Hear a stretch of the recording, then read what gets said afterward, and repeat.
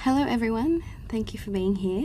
My name is Bray and I'm joining from the land of the Gadigal people of the Eora Nation, otherwise known as Sydney, Australia. The paper I'm presenting today is entitled Beyond Dysfunction and Deficit. It's a corpus-based critical discourse analysis of Australian news coverage of Aboriginal and Torres Strait Islander peoples. And just for any Aboriginal and Torres Strait Islander people joining us today, a caution that slide 5 contains mention of a racial slur, so please do take care at that point if you need. So to orient us to my discussion of this research, I'll firstly discuss the research context and the impetus it provides for this project. I'll describe a number of discourses I've identified using the corpus-linguistic tool of collocation. And then we'll look a little more closely at two discourses that were somewhat unexpected based on previous research. Those are economic success and cooperation. For many years, Aboriginal people have criticised mainstream media's misrepresentation of these groups. You can see here two quotes from Aboriginal journalists Luke Pearson and Rachel Hocking, who call out the partiality and negativity that they experience in the mainstream media space. A number of media guidelines have also been published recently, and these make recommendations about how to respectfully report on these matters. And we find that they repeatedly call out deficit framings and urge journalists to balance the very frequent bad news stories with good news stories. So this negativity is also borne out in the academic literature. Themes of community breakdown, deficit, failure, and dysfunction are highly recurrent across the literature, as we can see in these quotations here.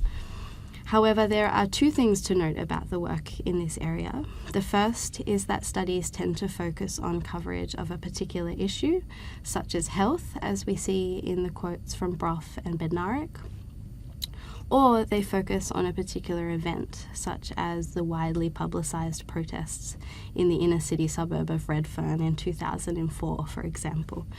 And this kind of narrow focus means that the conclusions that are drawn aren't necessarily generalisable as representative of all coverage of Indigenous matters. The second concern is that the vast majority of research is non-linguistic. It has been undertaken in media studies or journalism studies, so problematic narratives that are being identified haven't so far been linked to the linguistic resources that are being used to construct them. And addressing these two limitations is the aim of this research. To do so, I purpose-built a corpus of 168 articles about Aboriginal peoples or matters. The articles were published across a 3-month period from the 24th of March to the 24th of June 2019. In order to be included, the articles had to include a minimum of 3 mentions of the search terms, and this was just to exclude articles that only contained mentions in passing. And this resulted in a total word count of close to 147,000 for the corpus. The newspapers that are included are shown in the table on the right. This includes the main metropolitan state-based newspapers that are published daily, I should add, and the one national daily, The Australian. So as I mentioned, to access the discourses arising in this corpus, I used the corpus-linguistic tool of collocation. Collocation refers to the habitual co-occurrence of two words, and in a corpus-linguistic context, this is measured statistically. So in practice, we enter a search term and a search span, as you can see in the diagram on the right. In our case, the search term was Aboriginal, and the span was 5 words to the left and to the right. The corpus-linguistic software then tells us which words occur within this span more often than we would expect based on their relative frequencies across the corpus as a whole. And collocation is a really classic corpus linguistic tool for identifying discourses because it gives a reliable indication of the most recurrent and therefore the most salient ideas that are associated with the concept under analysis, in this case, the concept of Aboriginality. To generate the collocate list, I combined a number of measures. I used MI score with a cutoff of 3. I used log likelihood with a minimum p-value of 0.05 and a minimum collocation frequency of 3.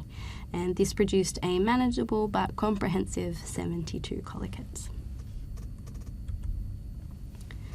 The first phase of analysis was to organise the collocates into discourses, and to do this I analysed a sample of 25 instances of each collocation to determine a predominant usage and then inductively establish categories based on the semantic similarities I observed. And just a note, where usages were very varied or did not fall into an existing category, the collocate was captured under Other, as you can see at the bottom there. So 6 categories arose, and some of these are somewhat expected, either based on the nature of news discourse in general, or on what we know from previous research. So a discourse of groups, for example, is not unexpected, given that news discourse often involves discussion of social groupings of people. Similarly, coverage of Aboriginal affairs is often discussed in political terms as a matter of public policy, for example, so this discourse is not particularly surprising either. Skipping down to health and welfare, Aboriginal health is an ongoing challenge for Australian governments, and coverage of these issues has been the subject of a number of academic studies so far, so it wasn't really a focus here either. Similarly, Aboriginal and Torres Strait Islander cultures are not unexpected themes for coverage of these groups, and the category is not particularly lexically rich. So instead, I chose to focus on the discourses of business and cooperation, which, as I mentioned, were somewhat unexpected. So business, on one hand, is antithetical to the known discourse of failure that I mentioned earlier. Economic failure in particular, for example, the economic cost of providing services to remote communities has been highlighted in the literature, so this discourse is of interest. And likewise, a discourse of cooperation runs counter to the discourses of dysfunction identified in previous research, so we'll look in closer detail at this discourse as well. Firstly, looking at the discourse relating to business, this discourse assembles 11 collocates with an average log likelihood score of 15.50, and these are listed here in order of effect size. My main interest here was whether the business being discussed was being conducted by Aboriginal people, and to what degree are they being positioned as agents in this undertaking. So if we take an example instance of each of the 4 most significant collocates, those being corporation, controlled, businesses, and organisations, we see that the businesses being discussed are indeed owned or operated by Aboriginal people. Many of the organisations being referred to were traditional owner corporations, which manage the lands that are awarded in a native title determination, or other companies that provide services to remote communities, such as the Community Aboriginal Corporation in Mutitjulu, as we see mentioned in example 1 there. And in fact, 46 of 52 total instances of these 4 terms referred to Aboriginal organisations. And this was the case for the rest of the collocates in this category as well. So Aboriginal people really are being constructed as participating in and contributing to the commercial sphere. This does seem to indicate an improvement on the representation described in the literature. However, there are a number of caveats. Firstly, as Aboriginal man and veteran journalist Stan Grant points out, within an Indigenous value system, other forms of success may be as or more important than economic success. And indeed, Keane and Lloyd remind us that capitalism is a colonial import, and the values that underpin it are misaligned with many Indigenous worldviews, which tend to centre notions like reciprocity, ecology, and mutual care. So I would suggest then that an institutional focus on Aboriginal economic success at the expense of other kinds may constitute a form of discursive assimilation, in that only the successes which conform to the dominant system are considered newsworthy and therefore selected for coverage. Additionally, if we briefly consider patterns of appraisal, we notice that the circumstances of this business activity often receive negative evaluation. Appraisal resources are shown underlined here. We've seen examples 1 and 2 before involving notions of sackings and demise, but this negativity arises in relation to other collocates as well, such as business, training, and employment. So while Aboriginal business is being celebrated, there remains a residual discourse of deficit which subtly underlies and perhaps also undermines this success. Moving now to the discourse of cooperation. 6 collocates contribute to this discourse, and they have an average log likelihood score of 13.99. You'll notice that there are 4 nominal collocates: partnerships, division, consultation, and relationship, and 2 prepositional collocates, with and between. Interestingly, these were the only prepositional collocates to surface in the collocation analysis and have a dominant usage. Among, by contrast, did not have a dominant usage, so it was captured in the other category. Prepositions are not often returned in collocation analysis which uses MI score because they're highly frequent across the corpus as a whole, so their salience here is interesting. And my focus for this discourse was in understanding the nature of the cooperation being described. In particular, are Aboriginal people being constructed as cooperative, because that would be quite unexpected given what we know. And I also wanted to determine the role of the prepositions given their unexpected status and their salience, because in fact with was the most frequent collocate in this category by quite a large margin. So let's look at the 4 nominal collocates first. Once again, if we take one example of each, we can see that the cooperation being described is tending to occur between Aboriginal peoples or groups and agencies of governance. All instances of partnerships refer to either a Minister for or the Department of Aboriginal and Torres Strait Islander Partnerships. The term division would, at face value, seem to be contradictory to a discourse of cooperation, but in fact all instances relate to the Western Australia Police's new Aboriginal Affairs Division, which indicates the intention of the police to establish a more cooperative relationship with Aboriginal residents. Likewise, the majority of instances of consultation and relationship refer to interactions with government. So in total, 25 of 28 combined instances of these terms register cooperation between Aboriginal groups and government bodies. On one hand, this is not surprising because these issues are often politicised, as we know. But on the other hand, it is interesting given the discourses of community breakdown and dysfunction that I highlighted, as well as Rachel Hocking's observation that police and Aboriginal communities are often constructed in quite antagonistic relationships. Moving now to the prepositional collocates, I'll focus on the collocate with, which, as I mentioned, is the most frequent collocate in this category, with 72 occurrences.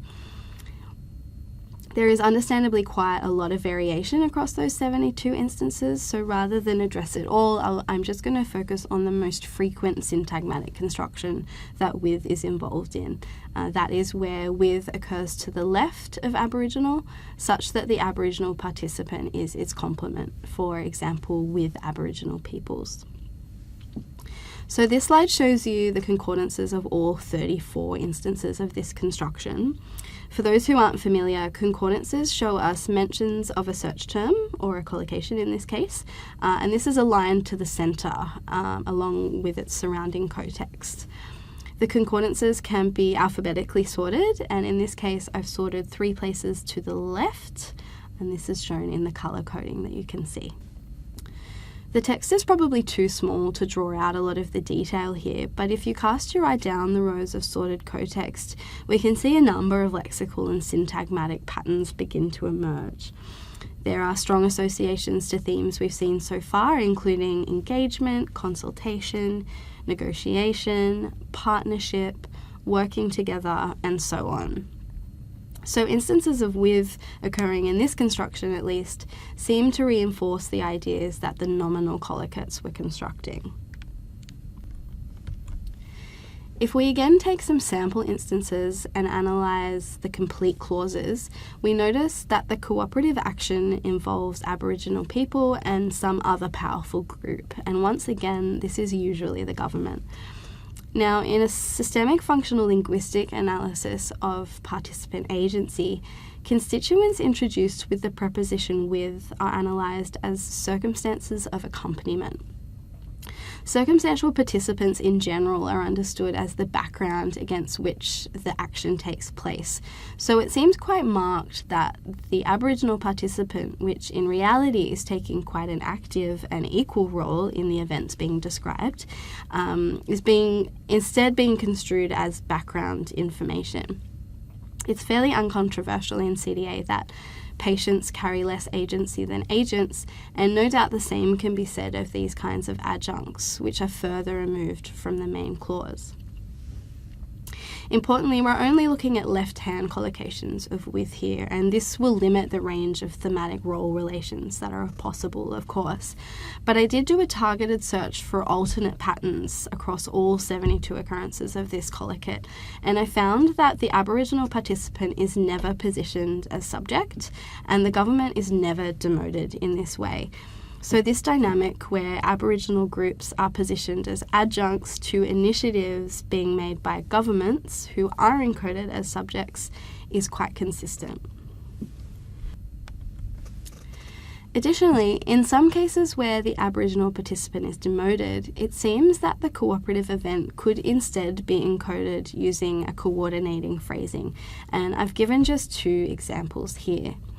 So Jackie Trad met with an Aboriginal organisation to discuss mining bans on its land could instead be phrased as Jackie Trad and an Aboriginal organisation met to discuss mining bans on its land. Or the government was negotiating with Aboriginal elders could be instead coordinated and phrased as the government and Aboriginal elders were negotiating.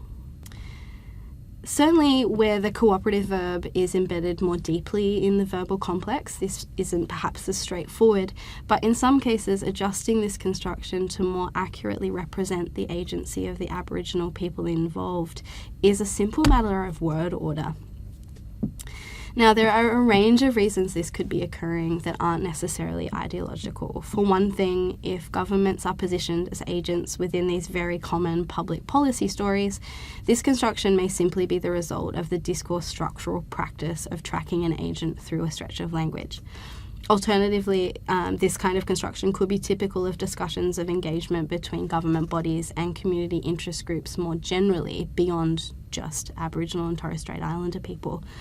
But I do think it's important to point out that this demotion is occurring in a context where governments are powerful and Aboriginal peoples are often disempowered both by policy and government systems, which again enforce values that can be misaligned with Indigenous worldviews. So it bears thinking about how constructions like this discursively disempower marginalised groups, both Indigenous people and potentially other groups as well, especially when, in many cases, alternative constructions could easily be selected instead. So just to conclude, the discourses analysed here indeed showed improvement on the overwhelmingly negative discourses that had been identified in the literature. This insight was achieved by analysing a broad range of coverage of Aboriginal and Torres Strait Islander peoples and issues. However, elements of these constructions were found to reproduce power imbalances which systems of capitalism and Western government uphold. So while coverage is perhaps less overtly hostile than it may have been in previous years, Aboriginal and Torres Strait Islander peoples and cultures are still being discursively marginalised and disempowered. And I believe an important next step for research in this area is to establish alternatives to the kinds of subtle discourses that we've seen here. So far there's been a lot of pointing out of the problem, but I would argue that the next step is to work out how we go about addressing it. And this is something I'm working towards in my research at the moment. Thank you again for being here and for your interest in this paper. It's been a pleasure to present it to you. And for those who are interested, these are the references.